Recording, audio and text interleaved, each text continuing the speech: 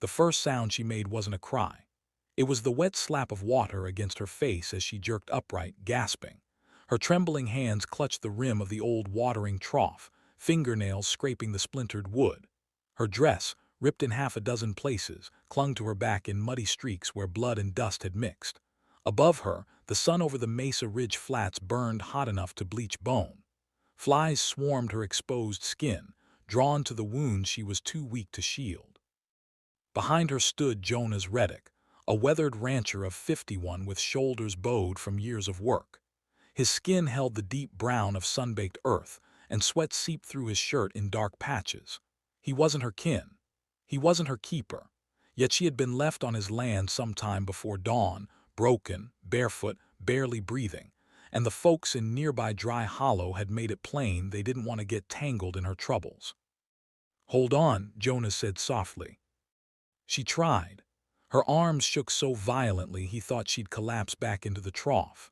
Her lips had gone bluish from shock. The water quivered with each ragged breath she took, leaving faint ripples that mirrored the tremor in her body. He'd found her at sunrise lying against the fence posts like a discarded rag doll, bruised and nearly unconscious. Whispers traveled fast in Dry Hollow. Some insisted she must have run from somewhere she shouldn't have. Others muttered about omens and curses, stories born from fear. But when Jonas lifted her from the dirt, he'd seen something no rumor could explain, a hollowness in her eyes that made him feel as if he were staring straight into the ruins of a life.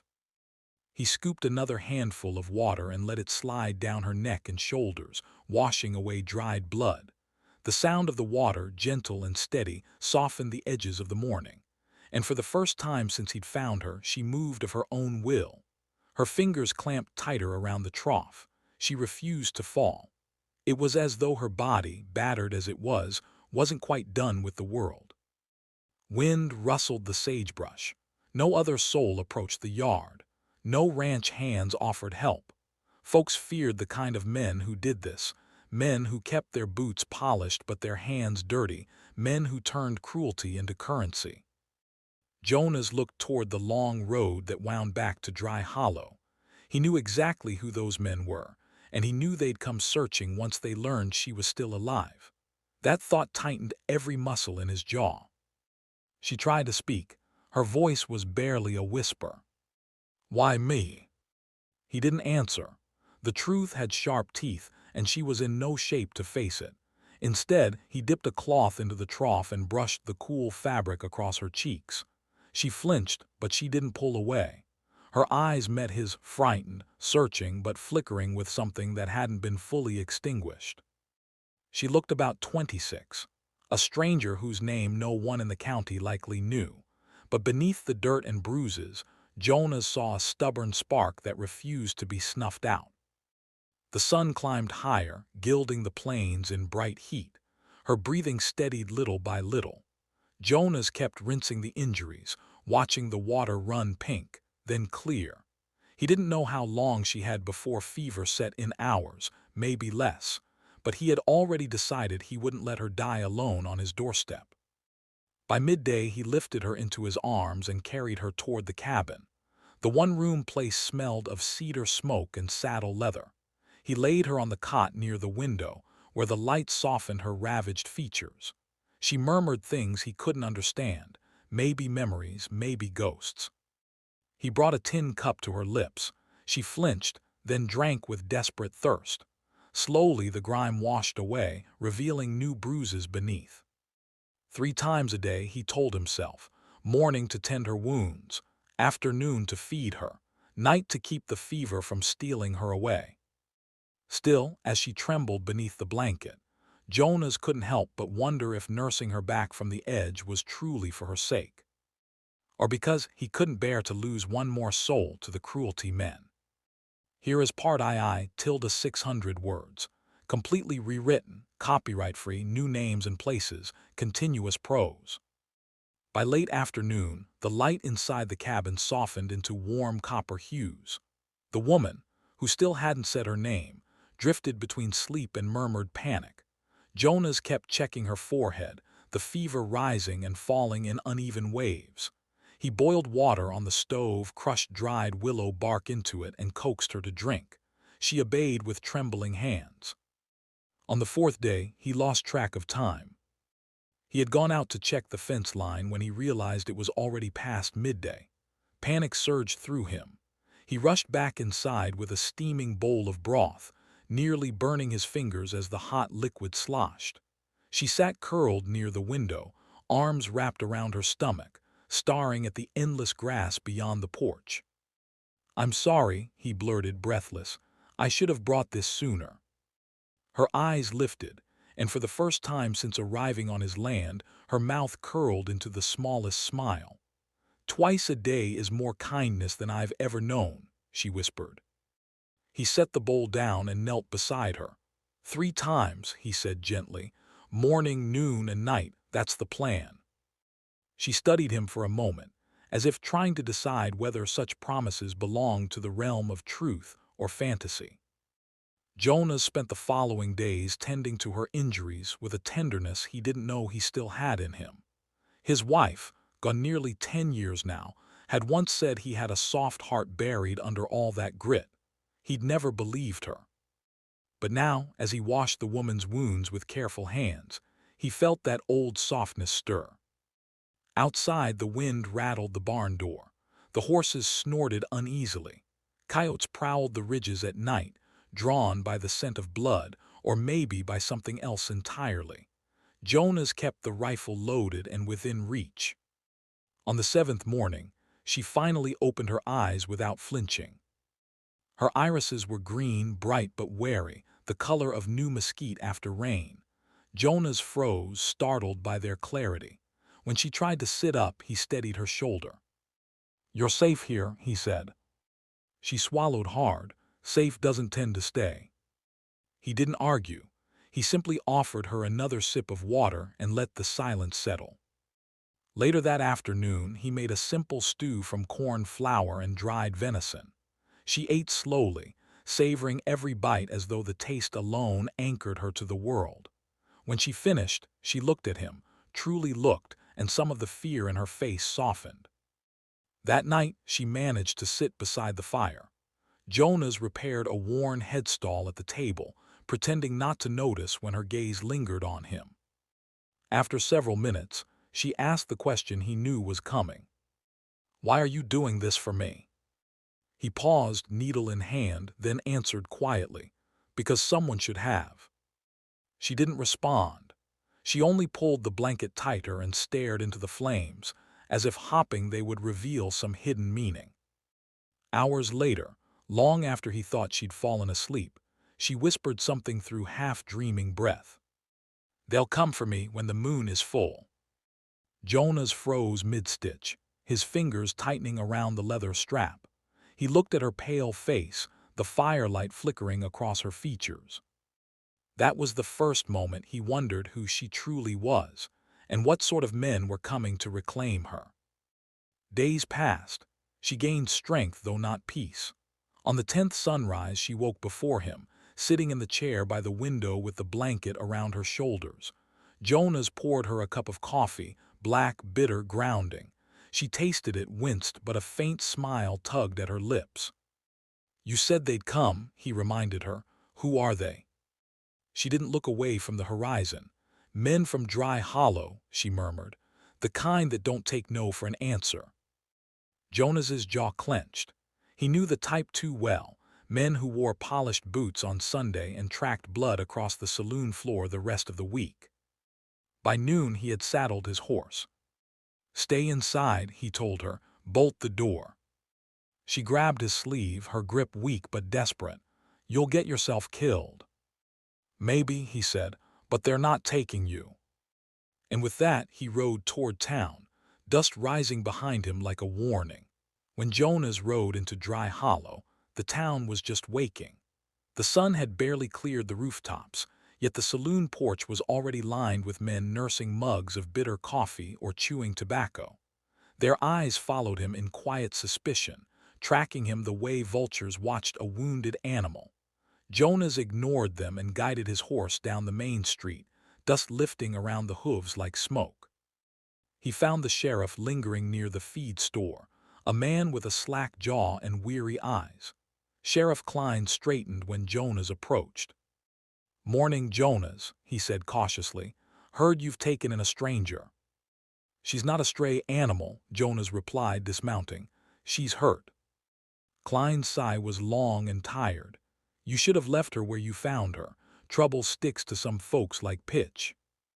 "What's her name?" Jonas asked. The sheriff shifted uncomfortably. "Mara. She was kept by a cattle broker over in Red Crossing, man by the name of Varro," he grimaced. "He paid good money for her." Jonas's expression hardened. "You don't pay for people." The whole street seemed to hush. Heads turned. Even the horses stamping at the hitching posts went still. From the saloon doorway emerged Varro himself, broad-shouldered, red-faced, whiskey shining on his beard. He swaggered toward Jonas with a smirk stretched too wide. "Well, look at that," Varro drawled. The old rancher grown himself a spine. Jonas neither flinched nor reached for the revolver on his hip. He simply stared. "You beat a woman," Jonas said quietly, "and you call that business?" Varro's smirk faltered. "You set foot on my land again," Jonas continued, "and you'll learn what real work feels like." Varro laughed, but the sound cracked halfway through, and Jonas noticed the tremor in the hand holding the whiskey glass.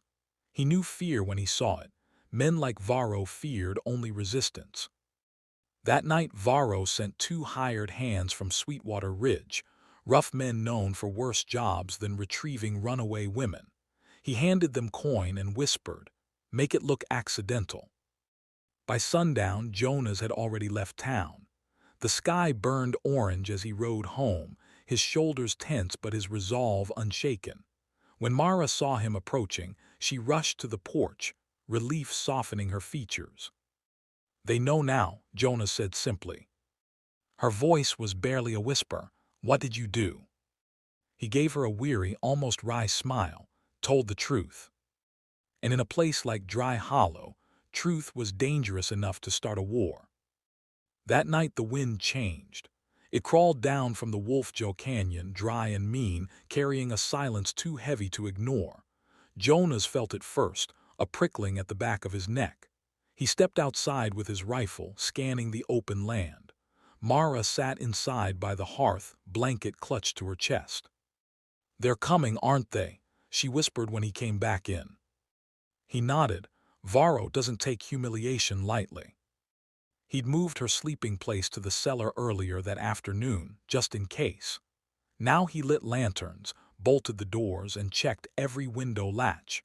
The moon rose full and reddish, staining the ranch yard in copper light. Off near the fence line, 3 shadows. Men on horseback, moving slow and silent, no lanterns, no voices. Jonas steadied his breath. He wasn't young, but he'd survived fights worse than this. He didn't need speed, he needed patience. He waited until they reached the corral. A lantern flared. One of the men hissed, "He's awake." Jonas fired a warning shot. The bullet struck dirt near their feet, sending up a cloud of dust. From the barn, a second shot cracked sharp and clean. Old Ben, the ranch hand who'd worked beside Jonas for 2 decades. No one ever saw Ben leave the barn again, and no one asked what became of him. Gunfire split the night. Horses bucked, one man fell screaming. The others scrambled behind the fence. Inside, Mara crouched by the cellar door, her pulse pounding in her ears. She heard Jonas's voice through the chaos, calm as stone. "You boys picked the wrong night." Shots answered him, splinters flying off the porch rail. Jonas moved with grim precision, shifting position every time they reloaded, drawing them toward the barn. A spark caught, straw ignited. Flames roared skyward, lighting the night bright as noon.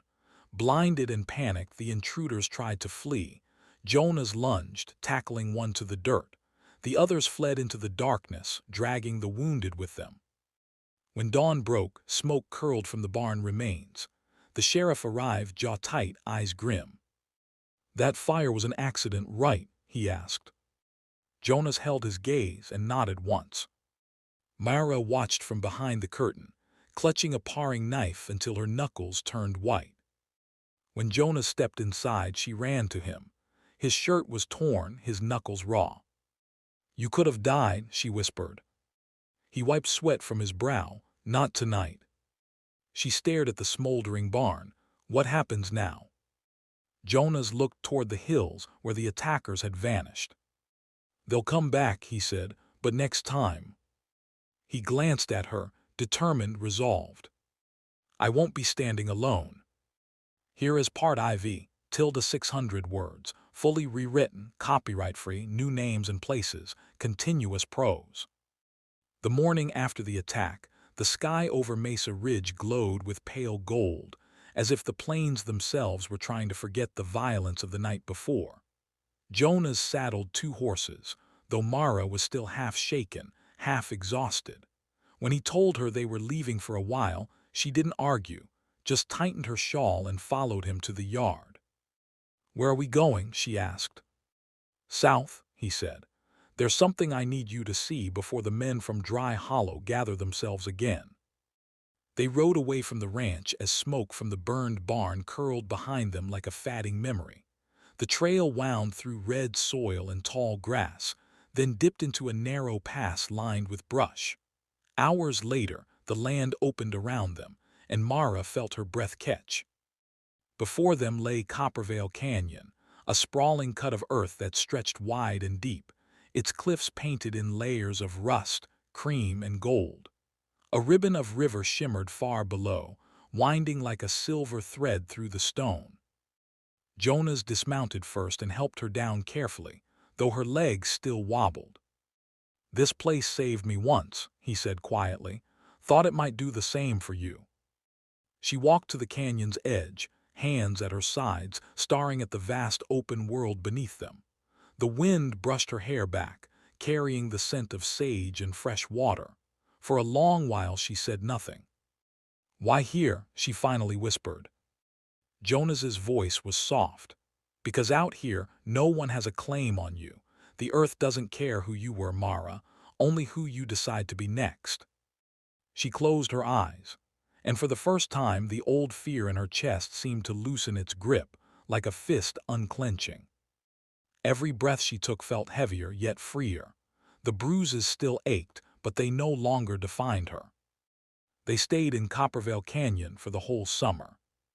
Jonas built a temporary shelter beneath an overhang, and they lived simply, morning chores, afternoons beside the river, evenings by the fire. The world felt wider there, kinder. 3 times a day, just as before, Jonas saw to her well-being. Not because she demanded it, but because some quiet instinct told him that the smallest consistencies might stitch her broken pieces back together. Mara helped him water the horses at dawn. She learned the canyon's paths and the sounds of its wildlife. She listened to the river and let the wind carry away the echoes of her former life. Sometimes she asked about old Ben, and Jonas would glance toward the horizon and say only, "He's watching the ranch from someplace higher now." Other days she didn't speak at all, and they simply sat by the fire in evening stillness, watching sparks swirl into the night. Jonas never pressed her for stories she wasn't ready to share. She never asked him why he cared so deeply for a stranger. Maybe some truths didn't need words. One night under a sky bright with stars, she whispered, "I thought I was too broken to keep living." Jonas poked the fire, sending a trail of embers spiraling upward. "Maybe you were," he said, "but broken things catch the light in ways whole ones never do." She laughed softly, her first real laugh since he'd found her on his land. It seemed to surprise even her, as though she'd forgotten the sound of her own joy. By early autumn they built a small cabin near the river, just 4 rough walls and a roof that leaked during hard rain. But it was theirs. Their hands had shaped it. Their footsteps had packed the dirt around it. Their quiet had filled its empty space. Word spread over the years. People whispered about a remote canyon settlement where a weary traveler could find food, water, or a safe bed. Women fleeing violence found refuge there. Drifters with no home found work and a warm meal. No one was turned away. Folks said Jonah's Reddick, and the woman once known only as Mara changed the valley forever. Maybe they did. Or maybe the valley simply held room for a mercy the rest of the world had forgotten. Years later, when the canyon settlement had grown into a small refuge, people often asked Mara why Jonah stopped his horse that morning, why he'd bothered to save a stranger in torn clothes lying half dead by his fence. Her answer was always the same, spoken with the faintest smile. Because kindness doesn't need a reason. And if you ever find yourself standing at the edge of something broken, whether it's a heart, a home, or a life, remember that healing rarely arrives in thunder. Most days it comes in whispers. 3 times a day.